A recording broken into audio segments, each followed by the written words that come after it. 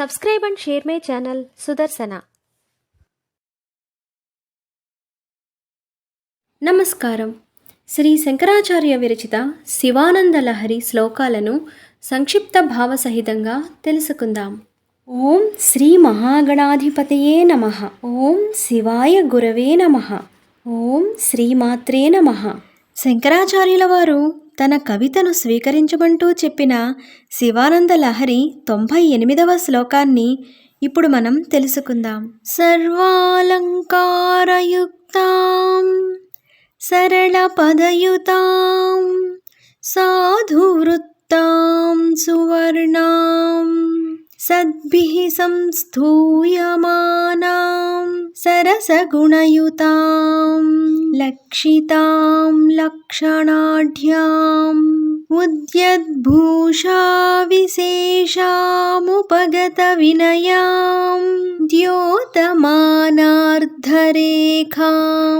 కళ్యాణీం దేవగౌరీ ప్రియ మమ కవితా కన్యకాం త్వం గృహాణ.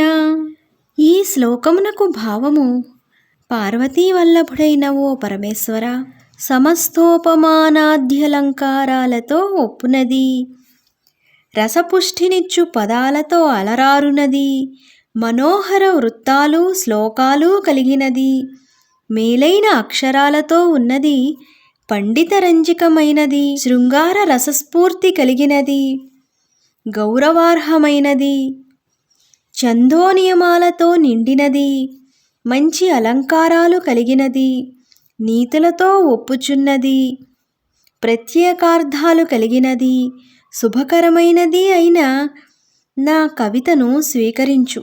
ఈ శ్లోకంలో శంకరాచార్యుల వారు తన కవితను ఒక కన్యకతో పోలుస్తూ, కన్యక ఏ విధంగా అయితే సకల ఆభరణాలతో అలరారుతూ మృదువైన శబ్దాలతో కూడినది, చక్కని నడవడిక కలిగినది, అందగించు శరీరాకృతి కలిగినది, సాముద్రికులచే శ్లాఘించబడునది, రసవత్తరమైన గుణాలు కలిగినది, దర్శనీయమైన శుభలక్షణాలతో కూడినది, వినయంతో ఒప్పునది, ధనరేఖలు కలిగినది, శుభప్రదురాలుగా ఒక కన్యకను ఏ విధంగా వర్ణిస్తామో అదే విధంగా శంకరాచార్యుల వారు తన కావ్య కన్యకను వర్ణిస్తూ పరమేశ్వరుణ్ణి స్వీకరించవలసిందిగా ప్రార్థిస్తున్నారు.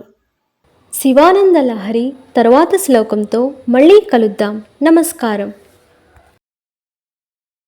Subscribe and share my channel Sudarshana.